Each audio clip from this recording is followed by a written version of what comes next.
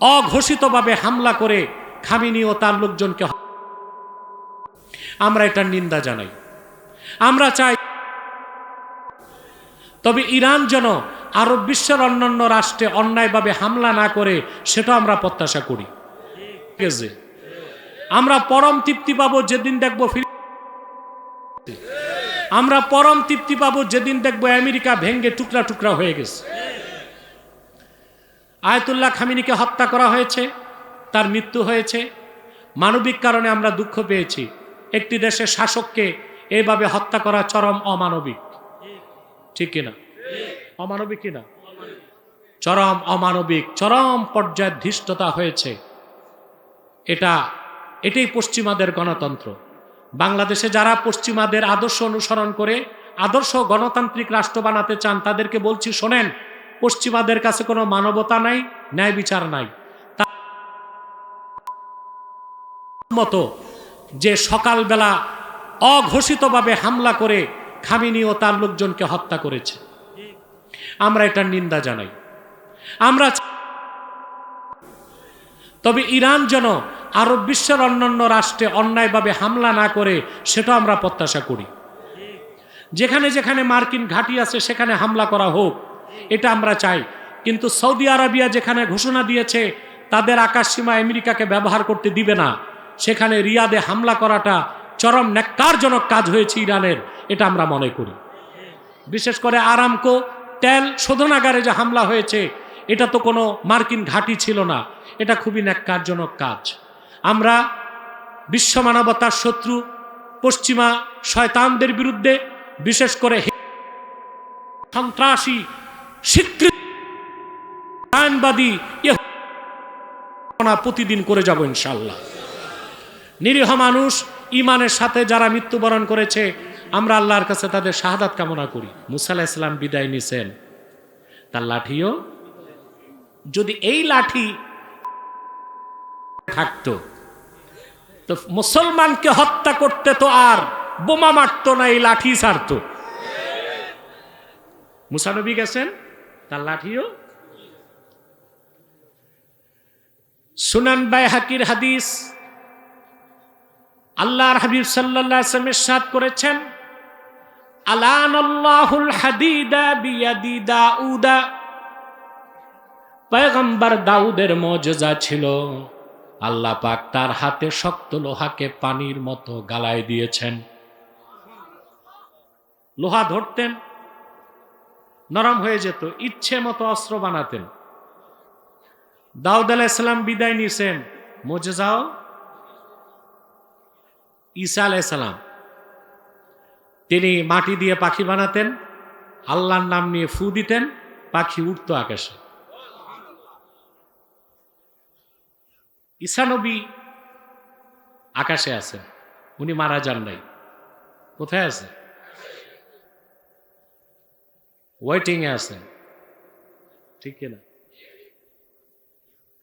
কিয়ামতের আগে দাজ্জালকে হত্যা করতে তিনি আকাশ থেকে নামবেন, দামেস্কের জামে মসজিদের ছাদে। তবে তখন তিনি নবী পরিচয়ে আসবেন না, উম্মত পরিচয়ে আসবেন। কি পরিচয়ে?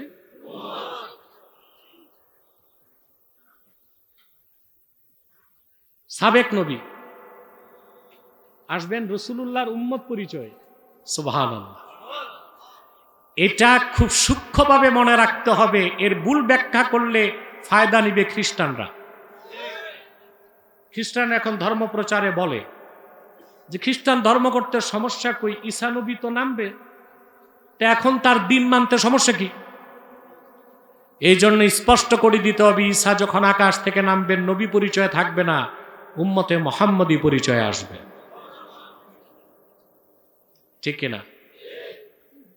তিনি আকাশে গেছেন, তার মুজিজাও। কিন্তু আল্লাহর আখিরি নবী, নবীগণের মাথার তাজ আমার নূর নবীজি মুহাম্মদ মুস্তাফা সাল্লাল্লাহু আলাইহি ওয়াসাল্লাম ১৫০০ বছর আগে বিদায় নিয়েছেন। হায়াতুন নবী হিসেবে জান্নাতুল ফেরদাউস রওজা মুবারকে বিশ্রাম নিয়েছেন। উনি ওনার সর্বশ্রেষ্ঠ মুজিজা কোরআন রেখে গেছেন।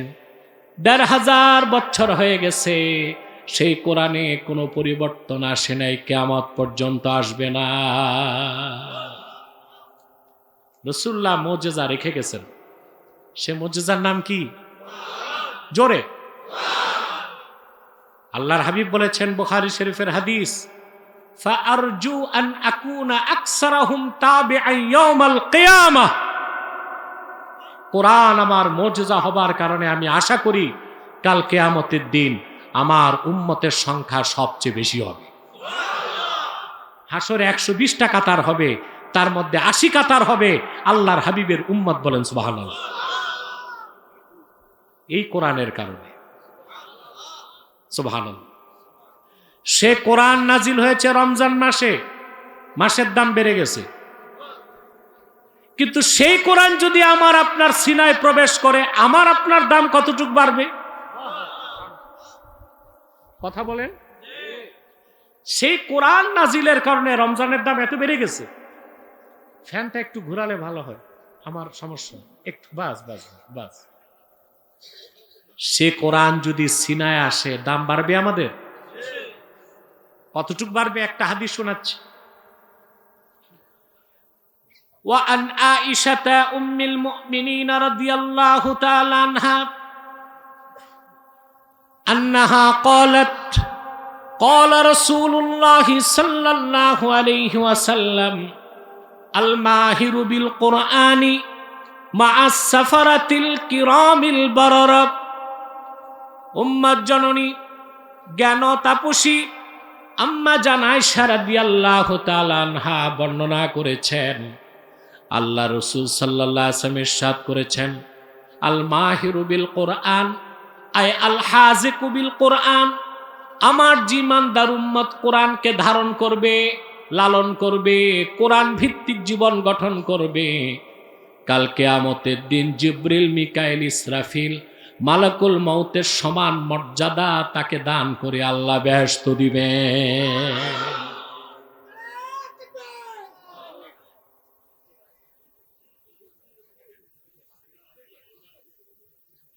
মা'আস সাফারাতিল কিরামিল বারারা।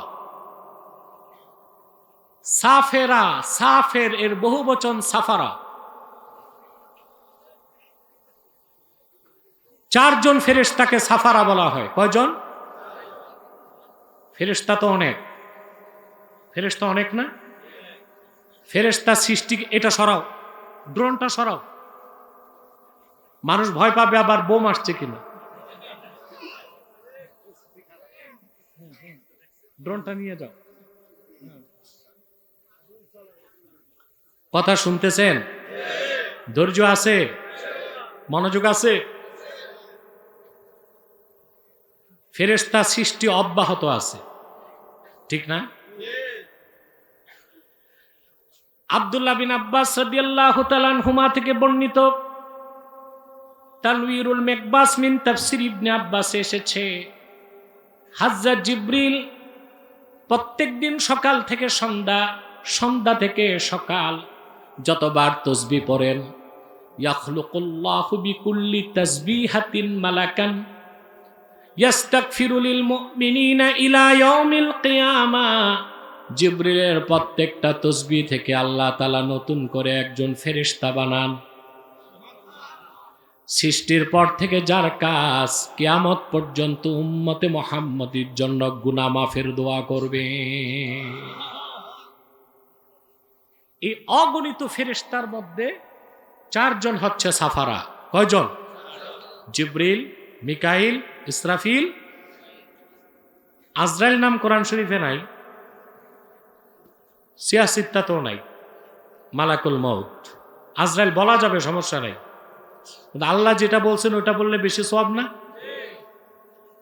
জিবরিল, মিকাইল, ইসরাফিল, মালাকুল মউত, এই 4 জন ফেরেশতার সমান মর্যাদা পাবে সে যে লোকটি ঈমান আনার পর আল্লাহর কোরআনকে সিনায় লালন করবে। বলেন সুবহানাল্লাহ।